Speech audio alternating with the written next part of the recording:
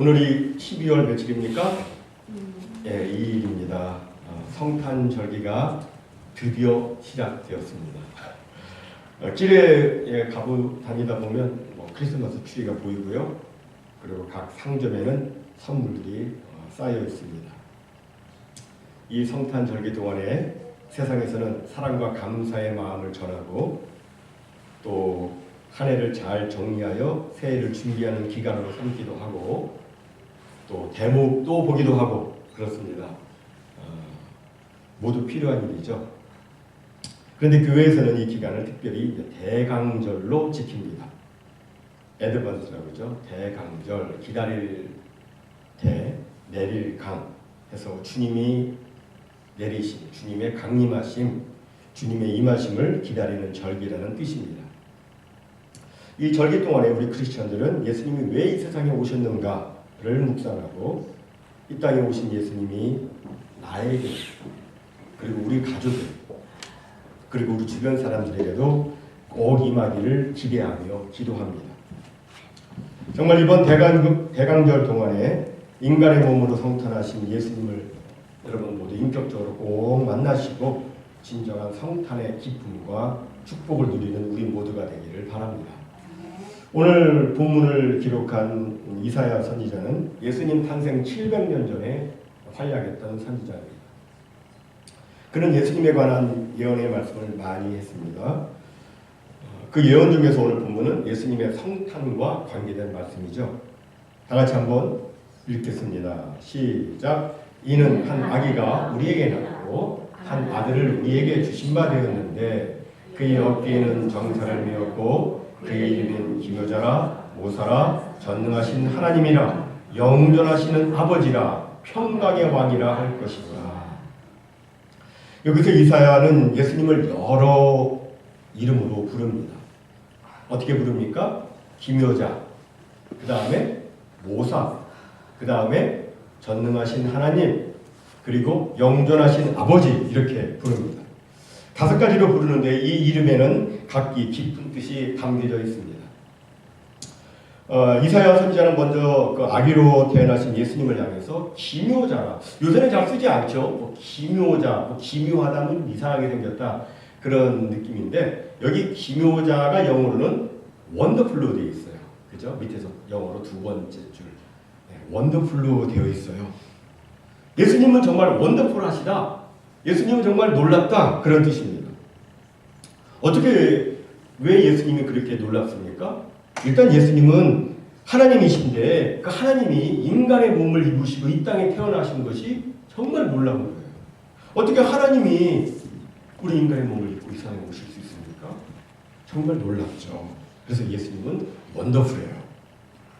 또 성경에 보면 예수님께서 사람들한테 가르치시는데 사람들이 그의 가르치심을 듣고 기여기더라 놀라더라 이렇게 되어 있어요. 예수님의 말씀 한 말씀은 생명을 주는 말씀이고 빛을 주는 말씀이기 때문에 정말 놀라운 말씀이었어요. 또 예수님은 병을 고쳐주십니다. 예수님은 죽은 자를 살리셨어요. 그의 행하신 모든 쾌적과 기사가 다 원더풀해요. 또 예수님은 성경대로 고난받으시고 성경대로 십자가에 죽으셨다가 죽음을 이기시고 부활하셨는데 이것도 정말 놀라운 일이죠. 거기다 또 놀라운 것은 누구든지 이 예수님을 믿기만 하면 이 예수님을 믿으면 그 믿는 사람 영혼 또한 놀랍게 변화된다고 하는 거예요. 예전에 선배 목사님이 한번 이런 간증을 하셨어요. 어느 부인의 이야기인데 그 부인은 꽤나 부유했습니다. 그런데 가정이 행복하지를 못했어요.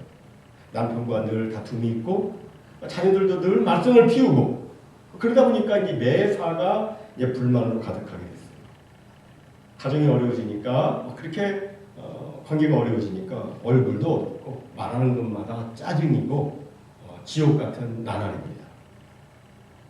그래서 친한 친구하고 그 문제를 놓고 얘기를 했는데 별 소득이 없었습니다. 견디다 못한 이 부인이 하루는 결심을 합니다. 이제 내가 집을 나가서 영영 돌아오지 않으리라. 나갔어요. 그런데 다행히 그가 예수님을 만나게 됩니다. 그리고서 이제 길에서 길을 가다가 또 친구를 만났는데 친구가 깜짝 놀라서 묻습니다. 야, 너 얼굴이 정말 좋아졌다. 요즘 정말 무슨 좋은 일 있냐? 남편 괜찮아? 아이들은 어떻고? 물어봐요. 부인이 대답을 합니다. 아니 그냥 그래.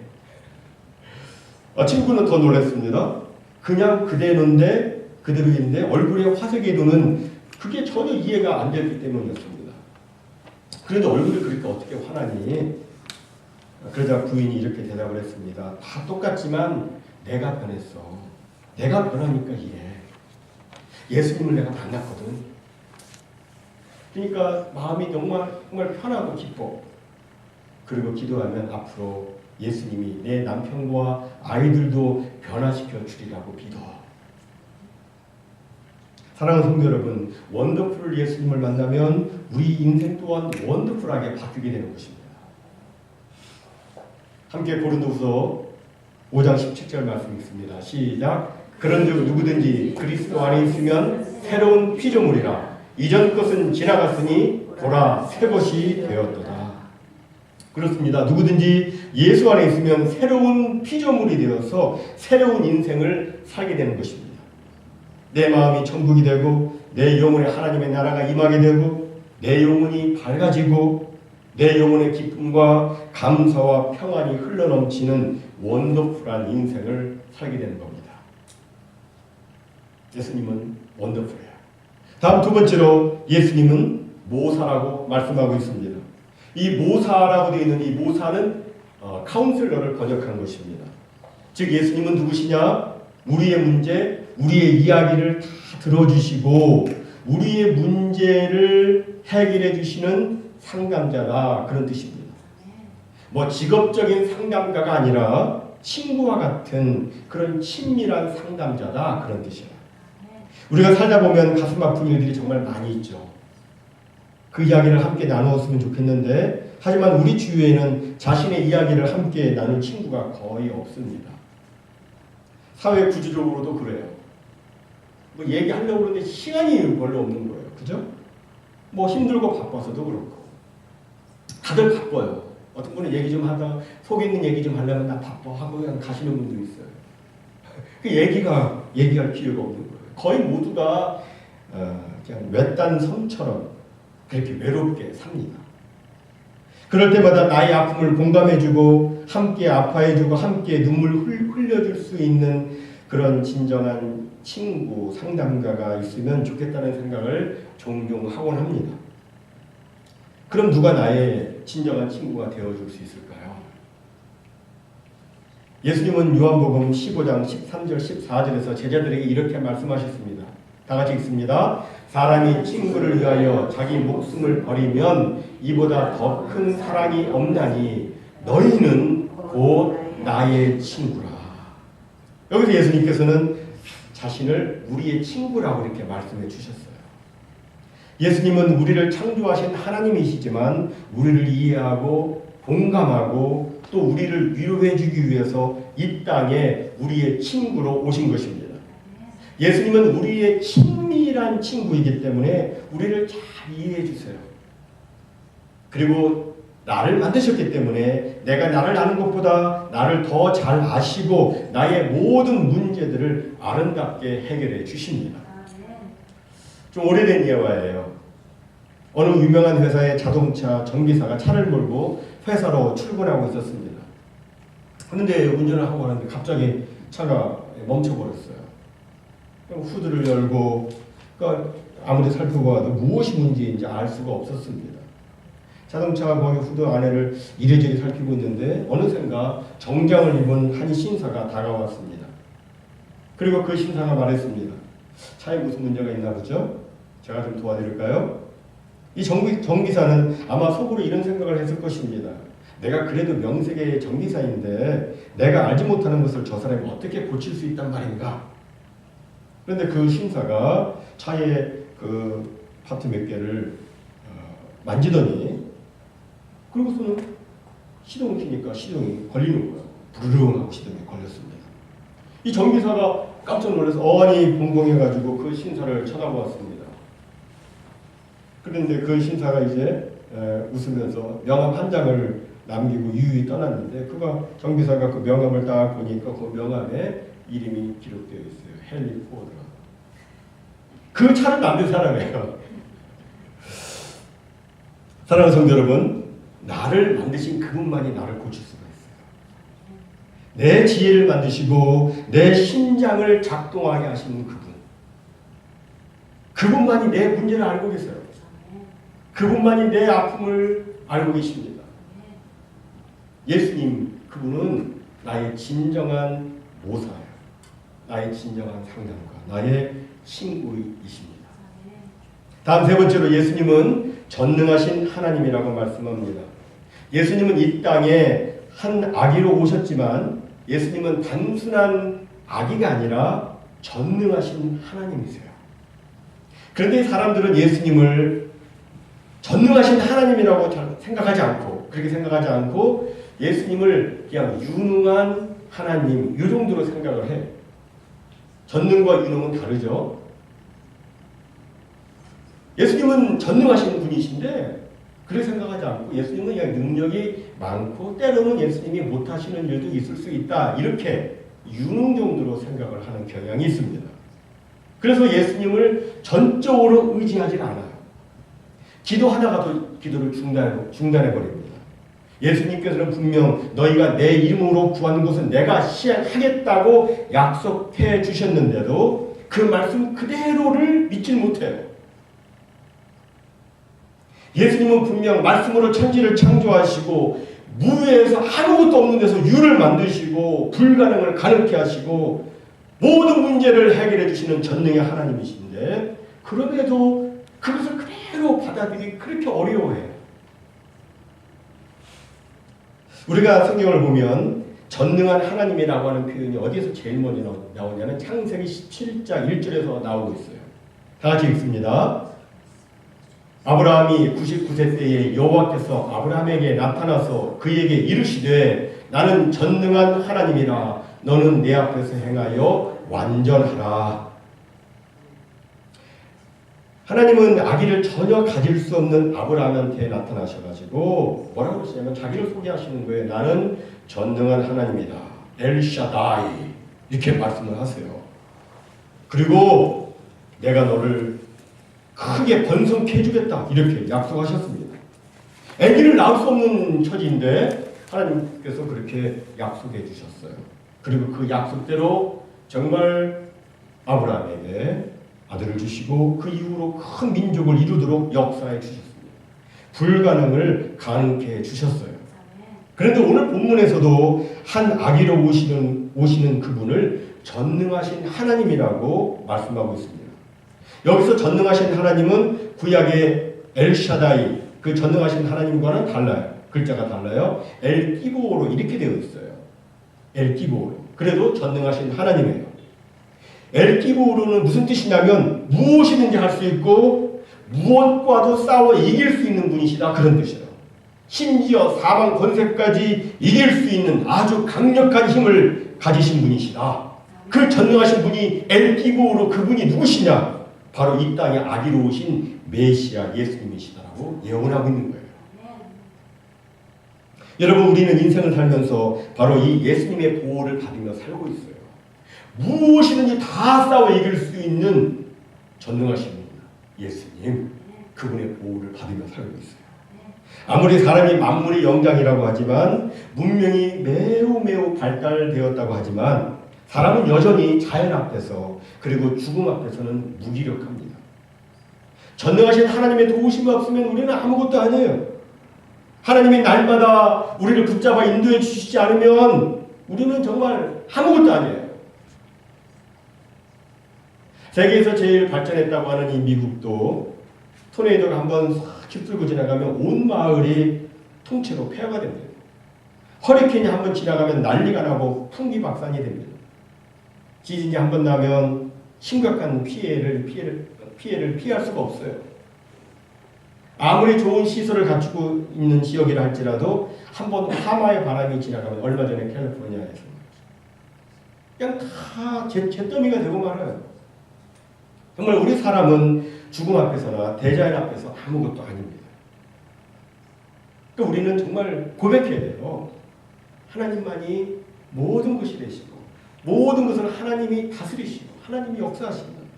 모든 것이 전능하신 하나님의 손에 달려있다. 이렇게 고백을 해야 됩니다. 그 하나님을 우리는 믿고 의지하며 사는 거예요. 그 하나님을 믿으면 어떤 문제도 어떤 어려움도 우리는 넉넉히 이길 수가 있습니다. 우리 예수님은 유능의 하나님이 아니고 전능의 하나님이세요. 여러분의 모든 문제 다 주님 앞에 내어 맡기십시오. 주님이 해결해 주십니다. 우리 예수님은 과연 살아계신 하나님이시고 과연 전능하신 하나님이세요. 다음 네 번째로 예수님을 소개하기를 뭐라고 소개합니까? 영존하시는 아버지라고 소개를 합니다. 영존하시는 아버지. 저는 한때 예수님을 영존하시는 아버지라고 부르는 것이 좀 이상하게 느껴졌어요. 왜냐하면 예수님은 성자 하나님이신데 성자 하나님을 아버지라고 부르면 성부 하나님과 뭐 혼동이 되잖아요. 그래서 이게 좀 어색하다, 뭔가 좀 이상하다 이렇게 생각이 들었습니다. 근데 하나님의 은혜로 생각의 폭이 넓어지고 말씀에 대한 그 이해를 더 하게 되니까 예수님은 정말 영존하시는 아버지세요. 영존하시는 아버지예요. 여러분, 아버지는 누구예요? 아버지는 자식을 둔 사람이 아버지예요. 그죠? 자식 없는 아버지는 있을 수가 없죠?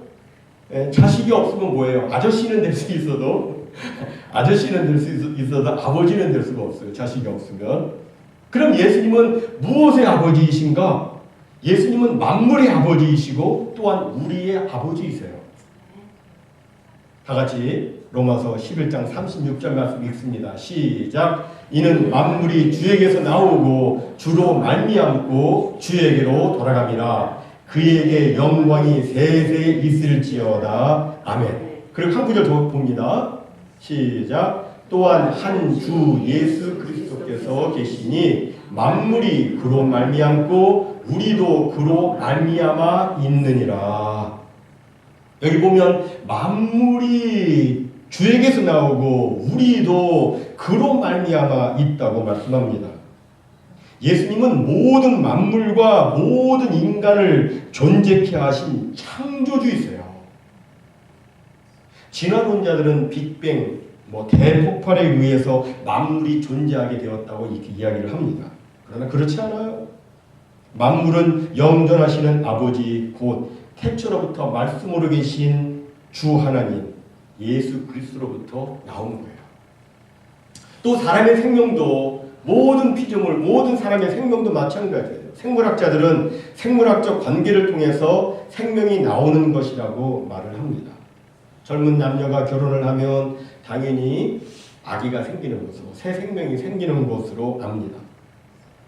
저도 처음에 그렇게 생각을 했어요. 당연히 결혼하면 아기 낳는 거 아니야? 이렇게 생각을 했어요. 근데 저희 부부가 결혼을 했는데 이제 아기가 생기지 않는 거예요. 그럴 수도 있죠. 처음에는 그랬어요.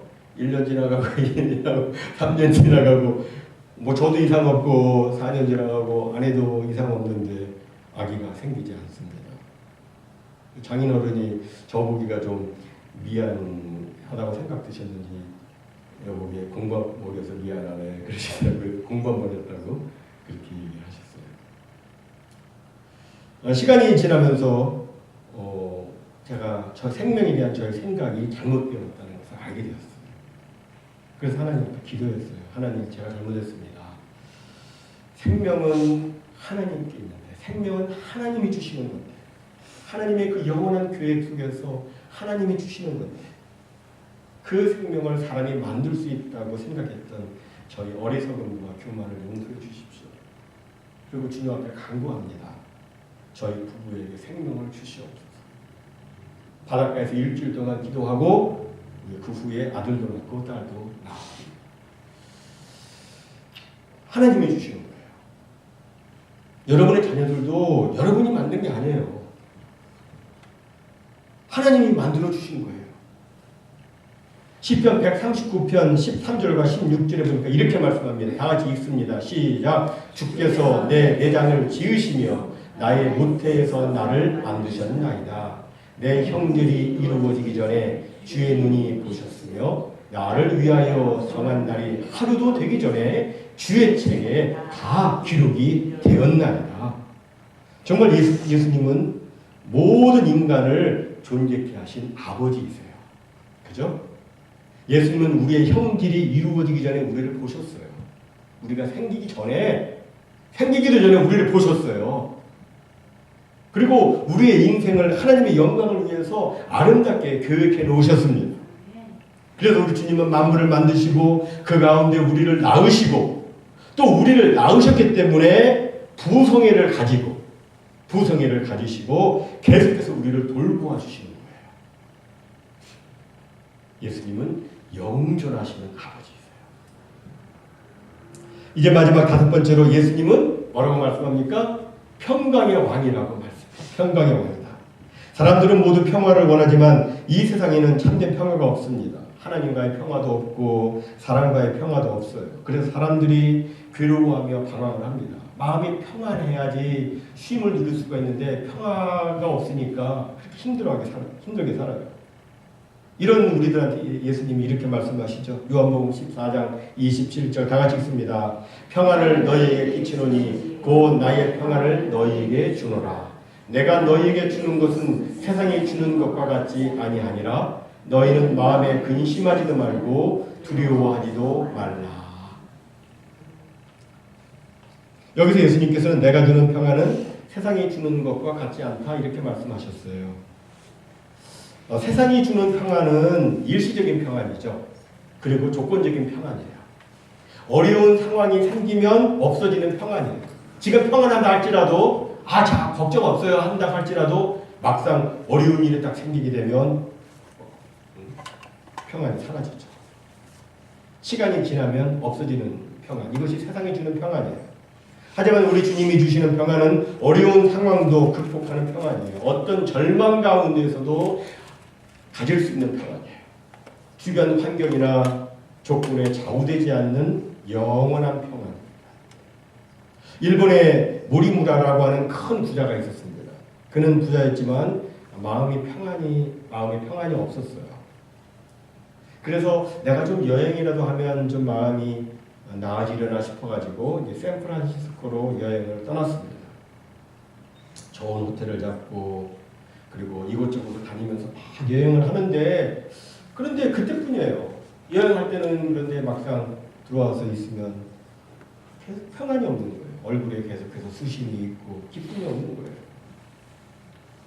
그런데 어느 날 보니까 자기는 정말 괴로워하고 힘들어하고 있는데 호텔 이 청소부 아줌마는 아주 밝은 얼굴빛으로 일을 하고 있는 거예요. 가진 곳으로 보면 내가 더 평화로워야 되는데 비교가 안 되는데 오히려 그 청소부 아줌마가 더 평화롭게 있는 거예요. 그래서 아줌마한테 묻습니다. 당신은 무척이나 평화로운데 그 비결이 무엇입니까? 그러다 그 아줌마가 말했어요. 내 마음속에는 예수님이 계십니다. 여러분 예수님은 평강의 왕이세요. 우리한테 평화를 주세요. 예수님 우리 안에 오시면 모든 근심, 걱정, 염려가 다 사라지게 돼요. 주님은 평강의 왕이세요. 모든 것을 다 평화롭게 만드실 수 있는 능력이 있으세요. 사람들은 가진 것이 떨어져 갈 때, 계획대로 일이 진행이 안 될 때, 참으로 곤란한 상황이 처해질 때, 큰 일을 앞에 두었을 때 마음의 평안을 잃어버리곤 합니다. 저도 그래요. 저도 사람이니까 그래요. 그런데 그럴 때마다 자꾸 주님의 말씀을 묵상하며 주님 앞에 기도합니다. 빌립보서 4장 6절 7절 다 같이 읽습니다. 시작. 아무것도 염려하지 말고 다만 모든 일에 기도와 간구로 너희 구할 것을 감사함으로 하나님께 아뢰라. 그리하면 모든 지각에 뛰어난 하나님의 평강이 그리스도 예수 안에서 너희 마음과 생각을 지키시리라. 성경은 분명히 우리가 감사함으로 하나님께 아뢰면 하나님의 평강이 우리의 마음과 생각을 지켜준다고 말씀합니다. 감사함으로 하나님께 아뢰일 때 주님의 평안이 우리를 보호해줘요. 그래서 우리는 모든 어려움, 모든 절망적인 상황도 이기게 되는 것입니다. 그러니까 우리는 매일같이 기도하는 거죠. 주님 오늘도 우리에게 평안을 주시옵소서. 그 누구도 빼앗아갈 수 없는 그 평안을 주님 제게 허락해 주시옵소서. 어떤 절망의 상황이 엄습해 온다 할지라도 주님의 평안 가지고 믿음으로 승리할 수 있도록 주여 오늘도 저를 도우시고 제게 은혜를 베풀어 주시옵소서. 이렇게 기도를 하는 거예요. 그럼 정말 신기하게도 주님의 평안이 우리 마음과 생각을 지켜줍니다. 지켜줘요. 달라진 것은 아무것도 없는데 그냥 마음이 편해요. 환경도 그대로예요. 뭐 특별히 문제가 뭐 갑자기 해결되고 그런 것도 아니에요. 내 가정도 그대로예요. 직장도 다 그대로예요. 사업도 그대로인데 그런데 신기하게도 마음의 평안이 생깁니다. 사랑하는 성도 여러분, 주님께 날마다 감사함으로 아뢰시기 바랍니다. 그래서 주님 주시는 평안 가운데 날마다 승리하시길 바랍니다. 이사야 26장 3절은 이렇게 말씀합니다. 다 같이 읽습니다. 주께서 심지가 견고한 자를 평강하도록 지키시리니 이는 그가 주를 신뢰함이니이다. 아멘. 여기 심지가 견고한 자, 이것은 한결같은 마음을 가진 자를 의미하죠. 주님은 한결같이 주님을 신뢰하고 주님을 의지하고 주님께 감사함으로 기도하는 사람을 평강으로 지켜주신다라고 약속했습니다. 이 말씀이 우리의 삶 속에 그대로 적용되기를 바랍니다. 정말 주님 신뢰하고 감사함으로 주님께 아뢰어서 날마다 주님 주시는 평강 가운데 승리하는 우리 모두가 다 되시기를 주님의 이름으로 축복합니다. 아멘.